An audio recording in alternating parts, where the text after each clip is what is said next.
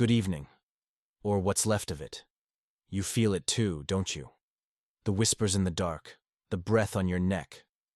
With each story, we get closer to something that was never meant to be seen. Welcome to the place where fear is real.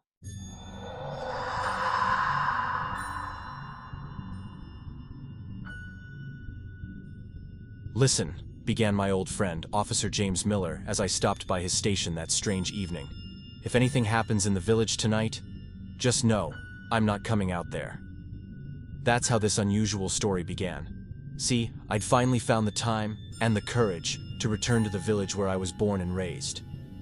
Years ago, I'd moved to the city, leaving behind the quiet simplicity of rural life. I hadn't been back in years. Now, I was here to sell the old family house, just clean it up a bit, make it look nice, and I could list it. It was in a great location, not far from the city, had electricity, and my parents always said the place was in decent shape. $200,000 wouldn't hurt. All I had to do was make it look livable. My trip to the village took me past the old two-story wooden building that served as the local police post, where James still worked. We'd been friends since childhood, so naturally, I dropped in to say hi. But the moment we started talking, I noticed something was off. James wasn't acting like himself. He seemed tense, nervous.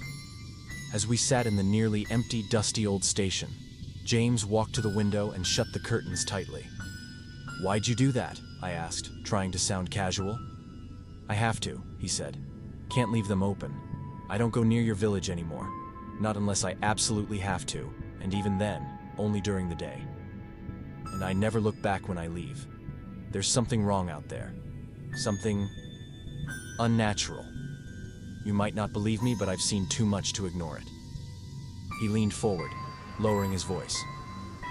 "Things started changing about 5 years ago. Strange things. The people there, your neighbors, they know something. They all act like everything's normal, but they're hiding something. I swear it. They stare at me from their windows when I drive by," he continued. "Some come out and pretend to sweep their yards or check their mail, but their eyes never leave me. It's like they're waiting for me to make a mistake." He paused, then sighed. "Look, maybe I sound crazy, but let me tell you a quick story. One that changed how I see that place forever. There used to be this old man, Walter, about 75 years old. Decided to move to the city and live with his kids. Thought he'd sell the house first, make some money before leaving. He did. Sold it just fine. But that's when things got weird. The new owners? They lasted 2 nights. Just 2. They showed up at my office in the middle of the night, pale, shaking, terrified. And they told me this: there's something walking around the village at night, or not someone, something. Under the streetlights we saw shapes, creatures, humanoid kind of, but with hooves and horns. They peer into windows like they're checking who's asleep. They sneak into houses while you're dreaming. And then it begins. A game, to see how long you can stay sane. They said they'd felt touches when no one was there, heard whispers when they were completely alone. They stayed up until sunrise, too scared to move. Phones didn't work. Windows were locked, curtains drawn. But outside, something watched. They described it to me. A figure, tall, covered in jet black fur. Its face was hidden beneath the same thick hair, except for 2 small twisted horns and beady eyes that twitched, scanning the room. They said its stare was pure hatred, like it wanted to rip them apart. James rubbed his temples as he spoke. After they left, I started paying more attention. Turns out, there were dozens of similar stories, too many to ignore. I started believing. Just in case, I put up heavy blackout curtains in my own house, and even here, at the station. Then he looked me dead in the eye. "Look, I know it's your house, but don't sell it. I'm serious. How much will you get? A couple $100,000? Is that worth your life? You've completely lost it, haven't you?" I said, more sharply than I meant. "Since when do you believe fairy tales and village lunacy?" James's face tightened. Without another word, he pointed at the door. As I stood to leave, he added coldly, "You want to play with devils? Fine. Just make sure they don't decide to play back." Maybe I'd been too harsh with James. I started thinking about it on the walk back to my car. My feelings were split. On one hand, come on, it's 2020-something. Paranormal? Devils? People would have run screaming from the village years ago if that were true. My grandfather lived there until the end of his life and never mentioned anything like this.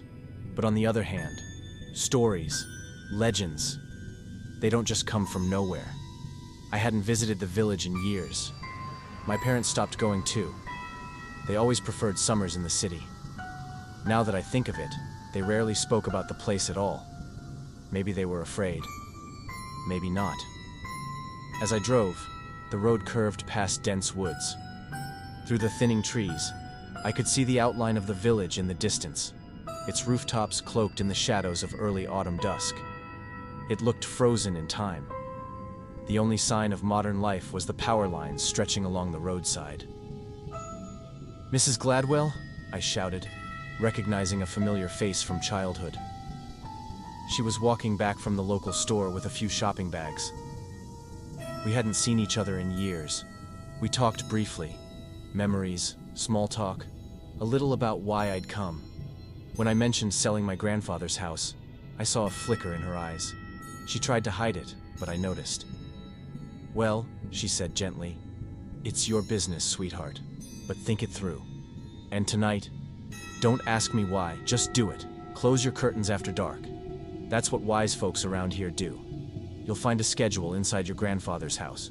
Follow it. Don't go out after sundown. That's the rule." After walking her home, I was left standing alone in the middle of the quiet road, evening wind brushing my coat. I decided to stop by the store before heading to the house. Not a single dog barked, not a single child played. The village was too still. Some of the homes had their windows boarded up. Faces peeked out from dark curtains as I passed. There was no friendliness in their eyes, just caution, or maybe something closer to fear. At the store, I looked around for something simple, maybe cookies or tea. All I found were old gingerbread biscuits. The selection was almost non-existent. "Better make it quick," the clerk said, squinting at me. "We're closing in 10 minutes. "It's only 6 o'clock, I replied. "Exactly. Here's our schedule. You'll want to keep it close," he said, handing me a folded piece of paper. Great. That'll be fun for the new owners, I thought as I tucked the paper into my jacket and headed toward the house. Walking down the empty street, I unfolded the piece of paper the store clerk gave me. It was strange. The schedule said that today, October 4th, the store closed at 18:01. Tomorrow, 17:58. On the 6th, 17:55. And so on. By the end of the month, I'd have to finish shopping by 16:55. What kind of place does that? All right, I mumbled. Paranoia's kicking in. When I got to the house, I settled in and, just in case, closed all the curtains with the dark fabric I found in a drawer. Then I noticed something unusual on the wall. Giant, handwritten charts. Each one had a month labeled at the top, and beneath were rows of dates. 2 columns, morning and evening. The numbers matched the schedule from the store. It wasn't random. It was a timetable for the sunrise and sunset. So it wasn't about the store, it was about the light. The clock showed 9 p.m. already. Normally, I loved this time of year. Cool air, windy evenings, the cozy early darkness of fall. I'd usually go for a walk, enjoy the night. But tonight, standing by the door, I hesitated. Should I? Probably nothing's out there. Probably just village superstitions. Still, I decided to peek outside before bed. With a hot cup of tea, I pulled the curtain back just a bit and watched the wind whip the trees, scattering golden leaves. Beautiful. But then, someone broke the rules. At the far end of the street, near the last house, I saw a figure walking around in the yard. Maybe they forgot something?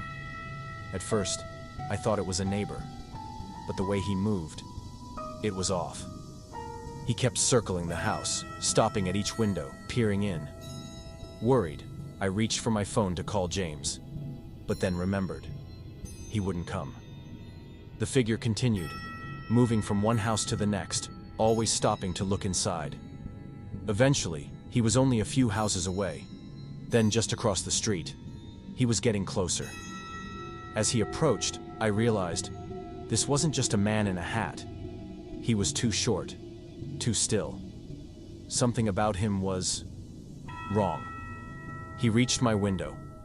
Unlike the other houses, where he spent barely a minute, he stood at mine for what felt like an eternity. 3 minutes. Then, instead of moving on, he walked to my front door. And in the dead silence of the night, I heard scratching. Something sharp dragging slowly across the wood of the front door. Time froze. Seconds passed like hours. I was frozen, overwhelmed by a fear I didn't even know how to describe. I didn't dare move closer to the door. The fear of the unknown was paralyzing. Then my eyes landed on the open window. Cursing under my breath, I tiptoed across the room to close it. Just as I reached the handle, the scratching at the door stopped. That didn't make me feel any better, just more uncertain. Where was he now? Sitting back on the bed, my eyes scanned the room.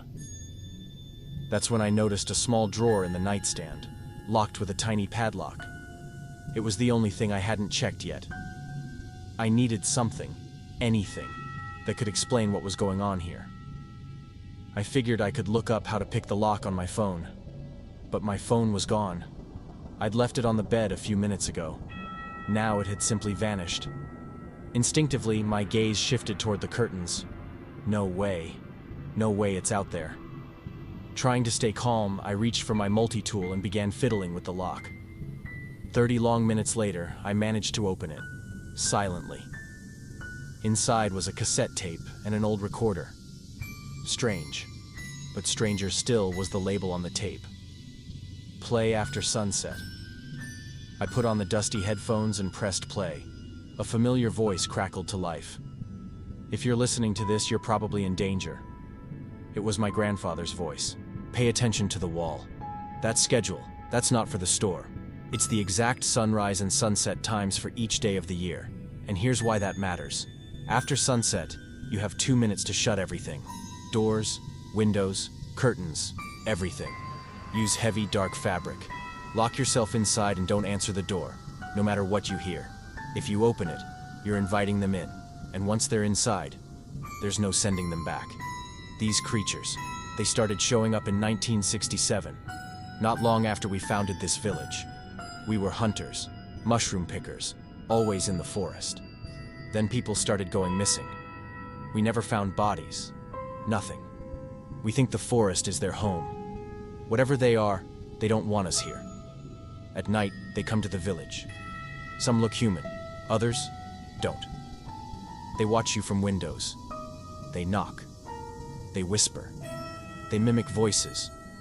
And sometimes, they look exactly like you. No one who opened the door was ever the same. Most were never seen again. We agreed to live by one rule: follow the schedule. We thought that was enough. But now, they're back. You can try to leave, but they're in the woods too. If you stay, follow the schedule. Or if you're smart, you'll just get in your car and drive away before the next sunset. The recording ended. I sat in stunned silence. Then, like a lightning bolt to the chest, I remembered. Last night, I forgot to close the window. Turning toward the window, I noticed a strange shadow behind the curtain. Slowly, cautiously, I peeked. There, crouched on the windowsill, was a twisted horned creature covered in dark fur, like a demonic ape. It rhythmically banged its horn against the glass. I fell back in terror, unable to scream. Paralyzed, I crawled across the floor, eyes locked on the curtains. Then the sound changed. Laughter. Low, gurgling laughter echoed through the house, bouncing off the walls. Then, with a deafening crash, the window shattered. My eyes darted to the clock. 2 hours until sunrise. I couldn't last that long. Someone, or something, was now scraping at the door. I had to get out. I grabbed a flashlight, bolted to the back room, and locked the door behind me. Suddenly, I heard it. A whisper. Inside the room. My blood froze. Something pounded the door again and again. It started to bend. Crack. Minutes from dawn. The door blew open, and through it came a massive shape, carrying the front door of my house on its back. It dropped it on the floor with a sickening thud, then vanished into the hallway. I held my breath, pressed against the wall. That's when I saw it, standing in the doorway. Me. It was me, exactly. Same clothes, same face, but twisted. Its smile was wrong, its eyes full of hatred. Without warning, it charged. It grabbed my arm, jerking me forward like I weighed nothing. I flew across the room, slamming into the wall. Screams, my screams, echoed through the house, and then the alarm rang. Sunrise. Instantly, the screams stopped. The creature was gone. Everything was gone, except for broken windows, a shattered door, bruises on my arms, and a fear I would never forget. I grabbed my keys and fled. I didn't pack. I didn't look back. I drove straight to James. I told him everything. "I warned you," he said, oddly calm. "I told you not to play with devils." "I need to leave. Far away," I muttered, still shaking. James stood at the window, nodding. "That'd be wise. This village doesn't need new residents." Then, as I turned to leave, he added, "Leave the tape. You won't need it anymore. Leave it on the table." I hesitated. Was he always like this? Or had they already gotten to him? I left the tape and ran. I didn't stop until I reached the city. I sat on a bench in the first park I found, breathing in the morning air like I hadn't in years. Later, I searched online for James. Turns out, Officer James Carter had resigned 7 years ago, and the police station shut down 2 years ago.